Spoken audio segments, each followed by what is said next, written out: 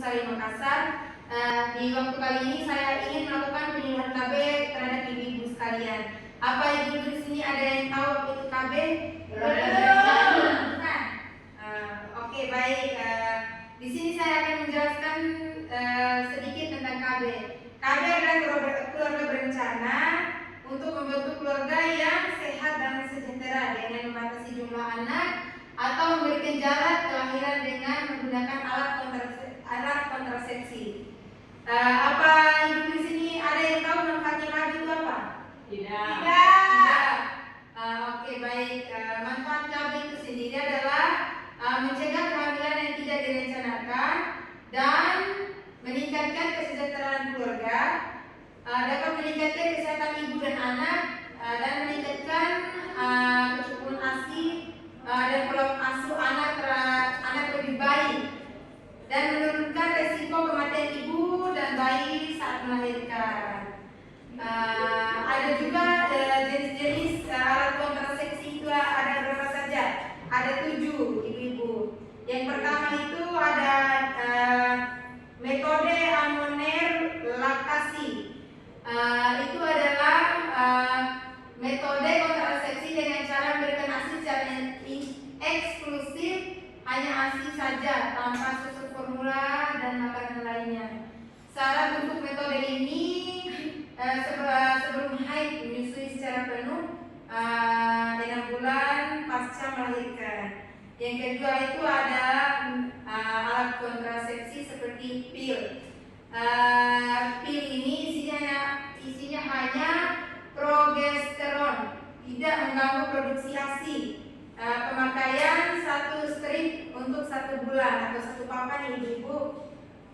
Dan juga itu ada yang ketiga itu ada suntik KB. Suntik KB ini 1 kali dalam 3 bulan. Isinya hanya progesteron sama dengan pil tadi, tidak mengganggu produksi ASI juga. Tapi ini dilakukan secara 3 bulan sekali. Ada juga yang ketiga itu semisal anak ibu-ibu ini mungkin sudah di luar yang ibu-ibu inginkan, misalnya 4 atau 5. Semisal ibu-ibu sudah tidak mau melahirkan lagi, kita bisa melakukan steril, pengangkatan rahim ibu-ibu. Terus yang keenam itu ada alat kontrasepsi yang bisa digunakan oleh suami kita, yaitu kondom. Itu tuh dapat alat kontrasepsi yang dibuat dari berbagai bahan, di antara latex atau karet, plastik, vinil, atau bahan alami produksi hewan, dengan dipasangkan pada penis saat berhubungan seks. Ibu-ibu bisa mengerti? Ya, bisa. Terus yang kelima itu ada KB implan atau yang ditanam di tangan ibu-ibu sekalian. Itu isinya hanya progesteron, tidak mengganggu produksi ASI juga. Masa pakainya itu 3 tahun. Dibandingkan suntikan tadi yang 1 kali 3 bulan 1 kali suntik, yang mendingan pakai ini. Yang ini 1 kali suntik bisa bertahan selama 3 tahun ibu-ibu sekalian. Iya. Terus ada yang ke-7 itu alat kontrasepsi dalam rahim, yaitu KB spiral yang itu ditanamkan dalam MPK.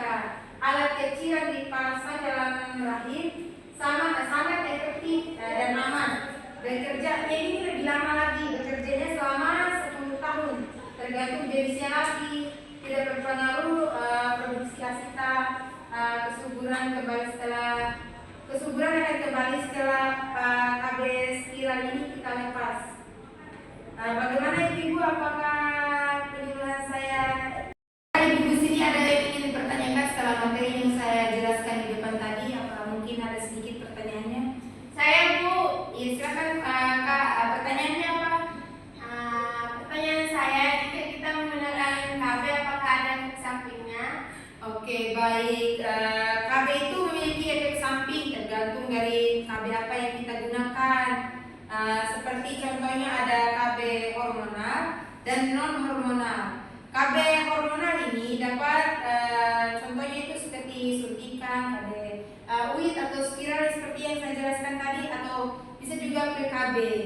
Ini dapat membuat perubahan pada siklus menstruasi kita dan mood tadinya tidak suka emosi bisa tiba-tiba emosi. Terus yang kedua itu ada KB non hormonal, contohnya seperti kondom atau KB ini apa namanya UIT, spiral tadi non hormonal. Ini efek sampingnya mungkin terjadi termasuk iritasi terhadap vagina atau alat kelamin suamita, reaksi alergi terhadap bahan kondom atau perubahan pada siklus menstruasi. Dapat juga yang non hormonal ini dapat mempengaruhi siklus menstruasi juga. Setiap KB itu pasti mempengaruhi siklus menstruasi kita. Bagaimana Ibu, apakah bisa dimengerti? Bisa Bu, makasih jawabannya. Iya, sama-sama Bu. Sekian dari penyuluhan yang saya berikan, penyuluhan KB ini. Terima kasih untuk ibu-ibu sekalian yang sudah sempat hadir di acara ini. Lebih dan kurangnya saya mohon maaf. Assalamualaikum warahmatullahi wabarakatuh.